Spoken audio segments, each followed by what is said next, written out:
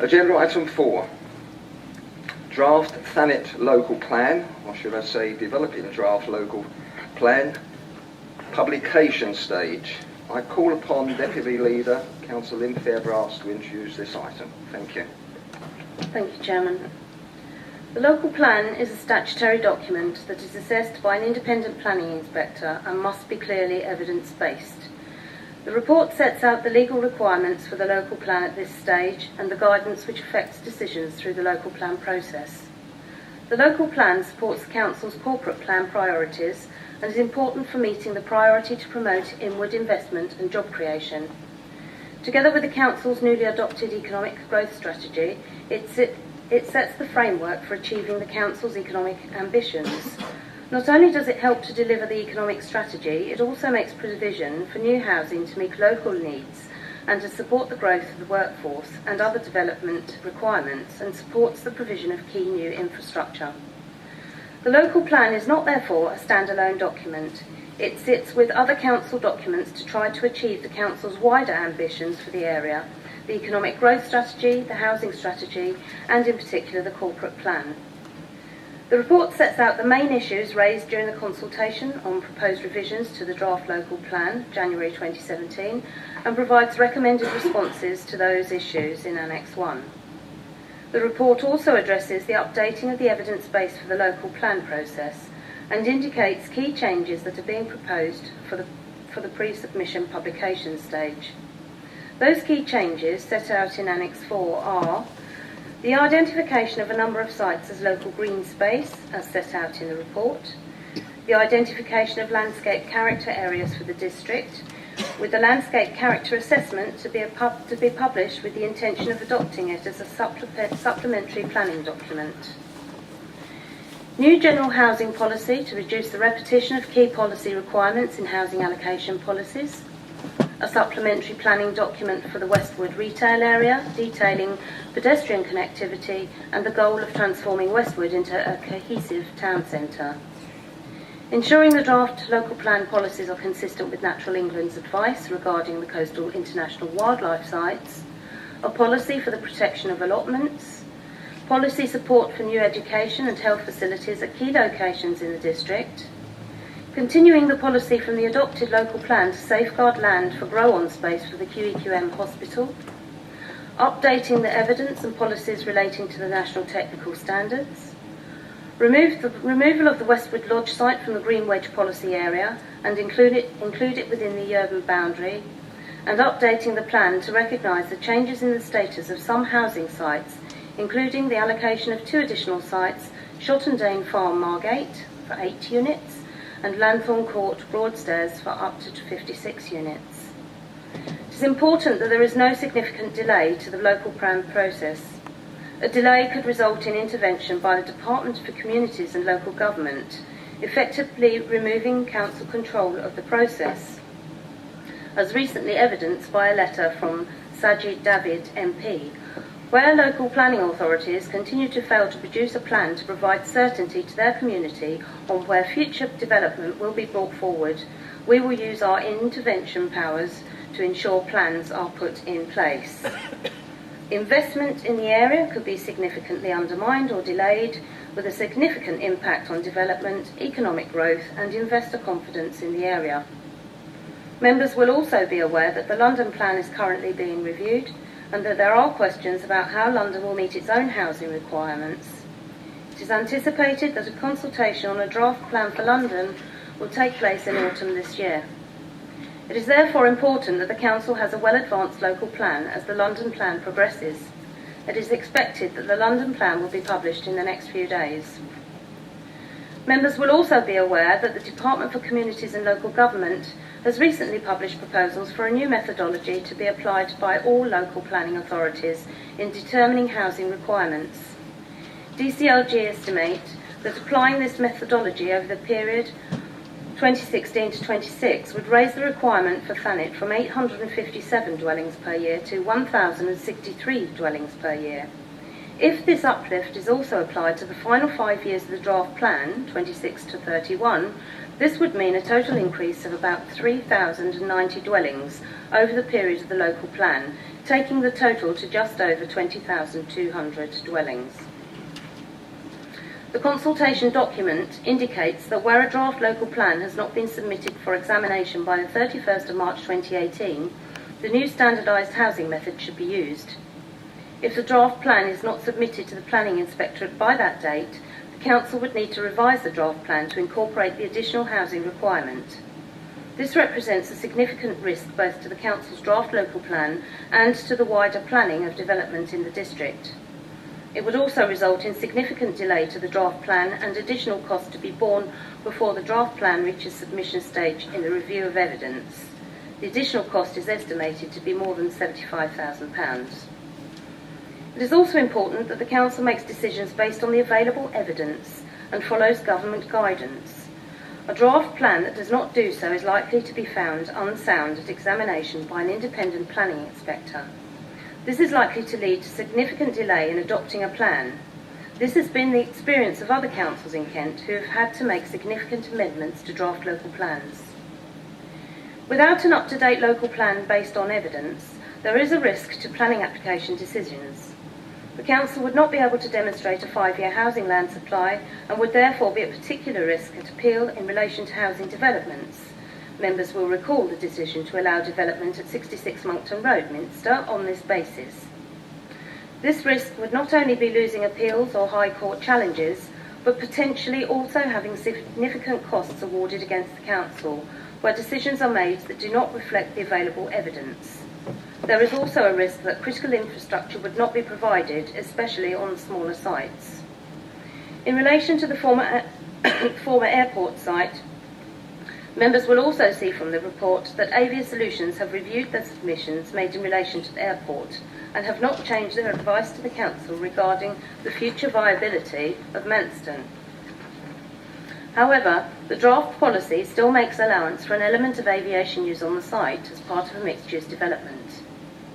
The report also indicates that the changes to the local plan timetable should be reflected in the Council's local development scheme, which is the published work programme for the draft local plan. The Thanet Transport Strategy, jointly prepared by Kent County Council and Thanet District Council, which supports the draft local plan, is scheduled to be published alongside the pre-submission draft local plan.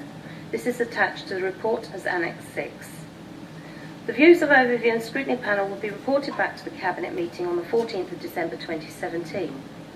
I'd like you to please note that there is a sentence missing at the end of paragraph 2.31 of the report after new settlements. It should say the Council sought additional advice on the potential role of new settlements in meeting increased housing demand. I therefore recommend the following: that Overview and Scrutiny Panel recommend to Cabinet that Cabinet agree the proposed changes to the draft local plan set out in this report, and that the draft local plan, sustainability appraisal and draft transport strategy be published under Regulation 19 for a period of 6 weeks to allow comments to be made. The Cabinet agree to publish the Thanet Landscape Character Assessment for comment with the intention of adopting it as a supplementary planning document. The Cabinet recommend to Council that following the publication period, the draft local plan be submitted to the Planning Inspectorate for examination, and that Cabinet agree the proposed amendments to the local development scheme. Thank you. Thank you, Councillor Febras, and can I take the opportunity again on behalf of panel members to thank Adrian Verrill and Helen Habercroft, who outlined the draft local plan to members of the Overview and Scrutiny Panel at free workshops. Before I open the debate up with public speaking, and for the information and purpose of the general public, can I just explain, because there is a misconception with regards to the role of scrutiny within a district council such as ours. And the general role of scrutiny is to review and or scrutinise the decisions made or actions taken in connection with the discharge of any council's functions, to make reports and or recommendations to the Cabinet, Council or any appropriate committee in the discharge of any functions, and to consider any matter affecting the area or its residents. Our role is to ensure that good governance in accordance with the Constitution has been followed. The Scrutiny Panel is not therefore a decision-making forum. However, we can and we do make recommendations. So at that point, I think I can introduce public speaking, and the first person on my list is Mr. Stevens. If you'd like to join us at the front. Thank you. Thank you, Mr. Stevens. 3 minutes. Thank you very much. There is a legal duty to cooperate between neighbouring authorities. In March, Dover and Canterbury indicated that there had not been sufficient cooperation. Does this committee know how many meetings have occurred since March between the authorities? Who was present at those meetings, and have you seen meeting notes and agreements? The government makes it very clear that without evidence to show this legal duty has been carried out, the inspector will instruct TDC to withdraw the plan. Secondly, RSP will be submitting their DCO imminently. This will include their funding statement and business plan, which all can read. All this evidence will be scrutinised by experts at PINS. Within 28 days of submission, a decision will be made, and if accepted, there is a 96% chance of the DCO being approved based on previous performance. That would mean that the TDC local plan would have a 96% chance of having to be rewritten at great expense in both time and money. Next, the change of use appeal. Mr. Nunn stated that Saved Policy EC4, which seeks to protect the airport for aviation uses, is fully in accordance with the National Planning Policy framework, the National Aviation Policy, and carries significant weight. Any decision to grant the DCO will reinforce the significance of this policy and the weight to be attached to it. There were 489 objections to policy SPO5. The Avia review only dealt with 8, and significantly, RSP was not one of the 8 in the report. Why? TDC did not seek to challenge RSP's rebuttal to the Avia report in the March 2017 planning inquiry when they had the chance. Why not? Policy SPO5 dovetails with the planning application submitted by Stonehill Park in 2016. At a meeting at KCC today, a spokesperson for Stonehill Park stated that they will be replacing the above application with a new application in January. Clearly, it is not known if this new application is deliverable or viable because the plan has not even been submitted. There are already significant outstanding objections relating to the Manston Airport site in terms of its deliverability as a housing site. I cannot see how TDC can vote through SPO5 in its present form. In the proposed housing strategy to allocate Manston for mixed use, there has been no HRA assessment on SPO5. The officer's report in front of you confirms this. This is one of many important pieces of information missing from the evidence base for the local plan. Councillors are being asked to make decisions without all the necessary information. This cannot be correct. The decisions that councillors are making now will influence development in the district for a significant period of time. Surely it is better to produce a plan that will meet the government's test of soundness and satisfy the planning inspectorate, neighbouring authorities, elected members and the general public, rather than to rush and risk having the emerging local plan rejected. Thank you. Thank you.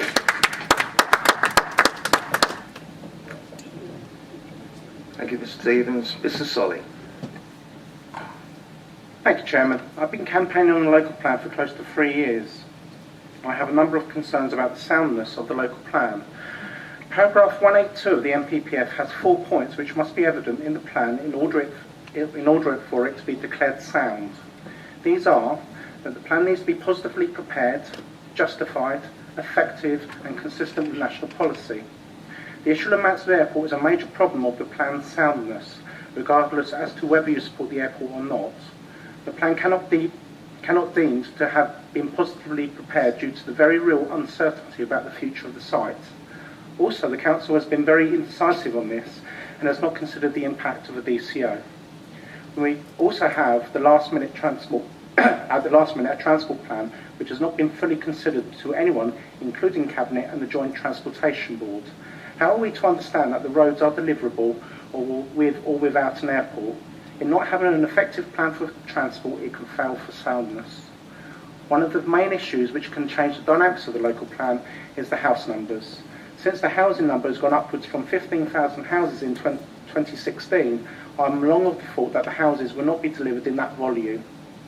The 2013 consultation, which sets options for the local plan, for which only 150 responses was received, is certainly out of date and proven in 2015 this is not what the people in Thanet want in the plan.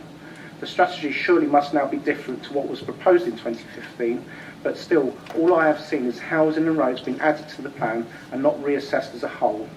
Has the council really chosen the most appropriate strategy for the local plan? Is it justified? This is another reason for a plan to be unsound.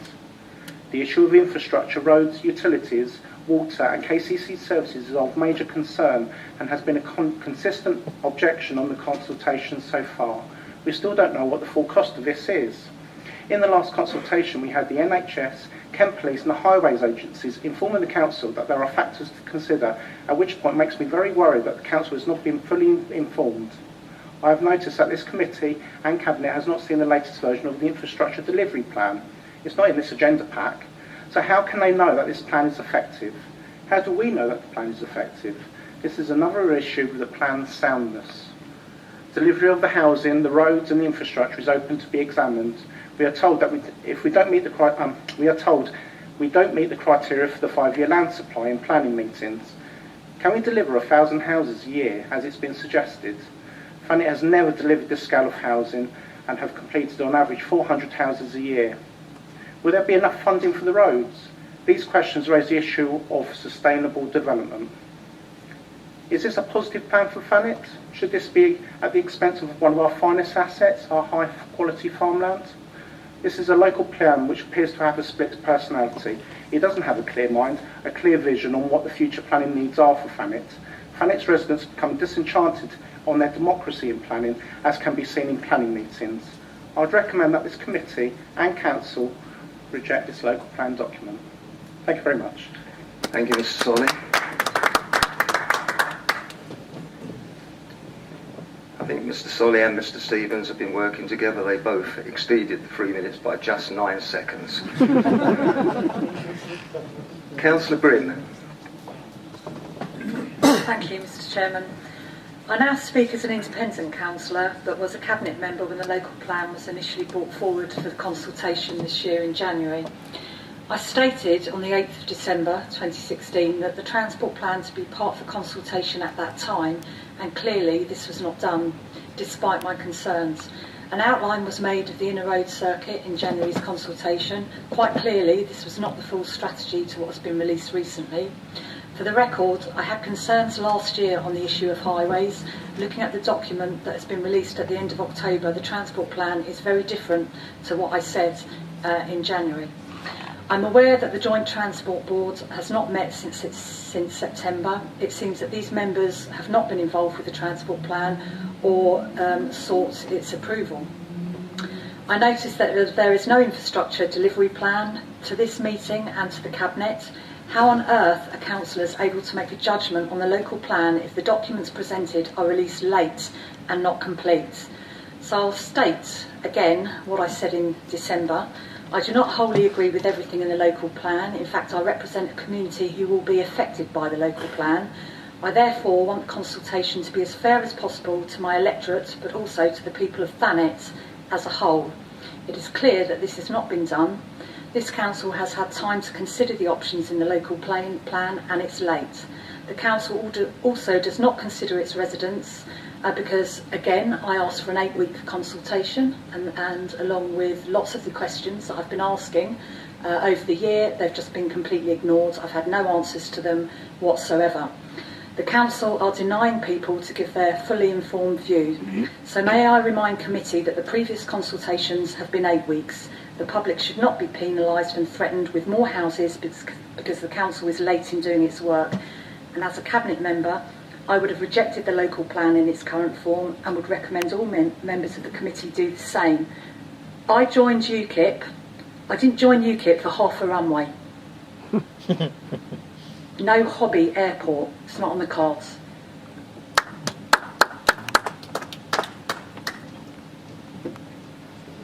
Thank you, Councillor Brim. Right, I'll now open it up to the floor. Councillor Bayford. Yeah, thank you, Chairman. I really want to make some points that back up what's already been said.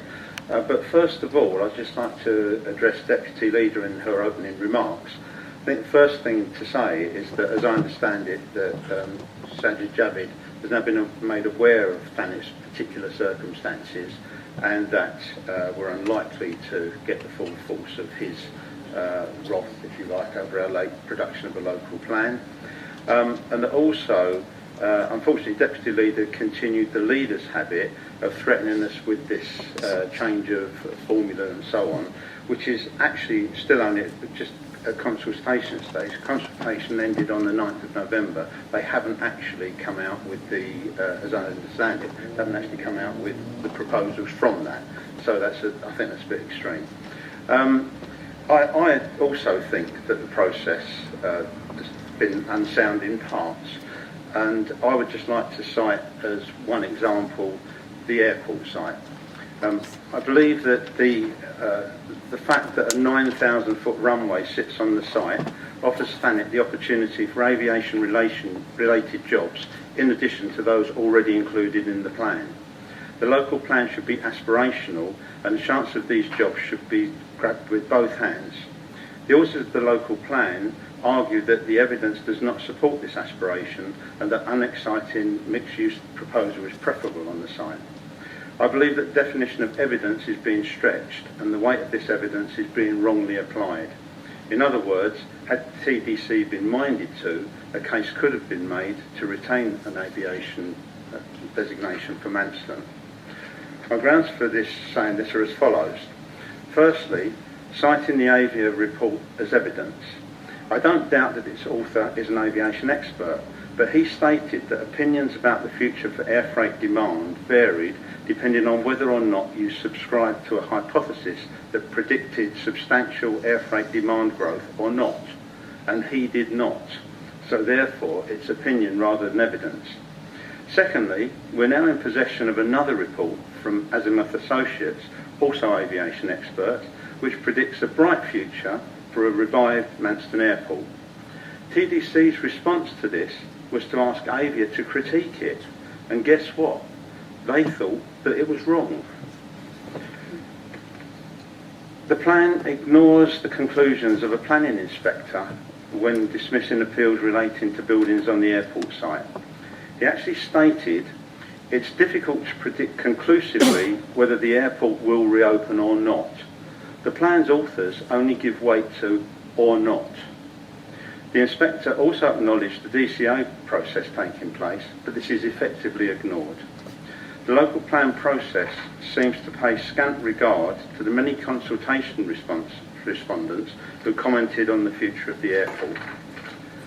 I also believe that when aviation use was ruled out, it was not right just to put in the plan SHP's proposal for a mixed-use development, including 2,500 houses.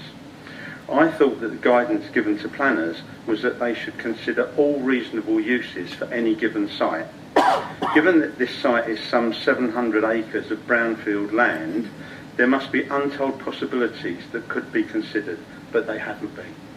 And for that and many other reasons, Chairman, I do believe that the local plan is unsound and runs the risk of being rejected by the inspector. Thank you, Councillor Bayford. Chief Executive would like a word.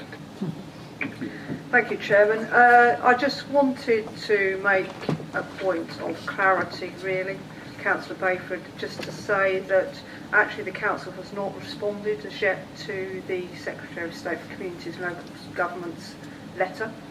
So I would just caution against making any assumptions about whether DCLG will intervene or not. If the local plan does not progress, it's quite clear from the letter and the statements that have been made that that is a real option for DCLG to take into account. Members? Councillor Partington.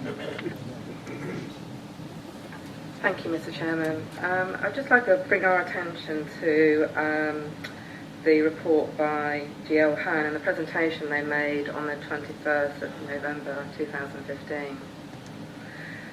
They said that employment growth was 3,100, which was the baseline forecast which they got from the Experian report, by adding, but we've added another 1,900 jobs to that initial baseline forecast, which is purely aspirational. The Economic Development Plan has no teeth and does not support these numbers with genuine opportunities. Again, aspirational. GL Hearn figures do not represent targets. In fact, in their conclusions, it actually says that the numbers that they've stated in relation to housing, the figures do not represent targets and may require adjustment to take into account of constraints or align with economic strategy, but we don't seem to have a clear economic strategy. In relation to overview and scrutiny meeting on the 21st of November 2016, Councillor Wells stated, and I'm not paraphrasing here, this is word for word, most of the year we have asked the officers to run a twin-track approach for the site SPO5, one for aviation and one for mixed use. After consulting a very expensive barrister and asked whether or not you can twin-track and forward to the planning inspector, apparently he said no. However, Aylesbury Vale District Council had a twin-track approach. Perhaps they used a different planning inspector, barrister. Councillor Wells also stated that if a slam-dunk certainty was to present itself within 3.5 months after the adoption of the local plan, he was sure that something could be done about it. I think this is the time to do something about it. KCC have created a revised strategy which wasn't reviewed as part of the public consultation, but even KCC has the good sense to have a plan B, and should Manston Airport be returned to a fully functioning airport. I think that relates very clearly to the process, and as a result of that, I think we shouldn't be supporting the recommendations as the process is clearly flawed. Thank you. Any other member wish to speak? Councillor Ashby. Thank you, Chair. A few points that were in the initial plan, if we go back all the years, which now seem to have been not overlooked, but they seem to be contradicting themselves when we're living in the real world here. So the NPPF also states that local plans should support the sustainable growth and expansion of all types of business and enterprise in the rural areas, promote the development and diversification of agriculture and other land-based rural businesses. This is not going to be this is going to be rather difficult to achieve when we're actually going to build houses on these rural pieces of land. The other bit that worries me as well is that a recent report, as we raised the other day at the work group, was that the Buell Reservoir that supplies the majority of Thanet's water supply is actually running at 34%, with warnings of severe drought problems unless we have substantial rain over the next 2 winters. I just worry that in all the Southern Water reports they continually state that there is no problem with sustainable water supply for Thanet, and we continuously question this, but there is no mention in the report on how this is actually going to be achieved.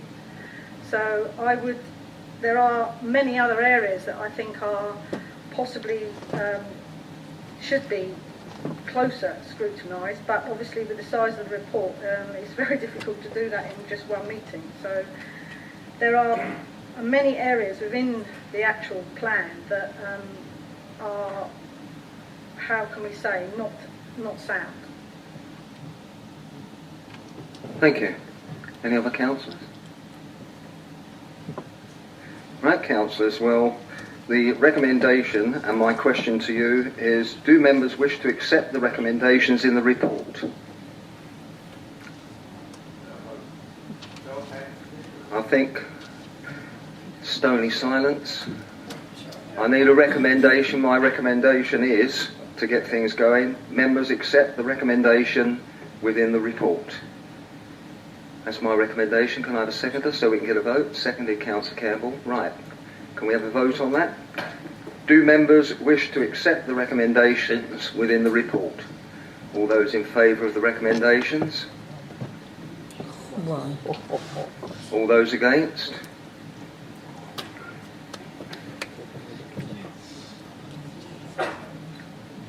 So recommendation is over in scrutiny this evening. Any abstentions? Didn't see any other hands. I'll go with the majority. So the recommendation of overview and scrutiny this evening is that members do not accept the recommendations within the report. Thank you.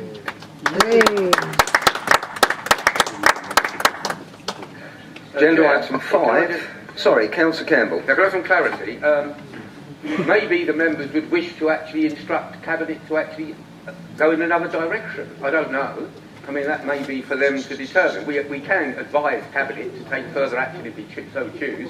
I just wondered if you could offer that option to the members who voted against the recommendation.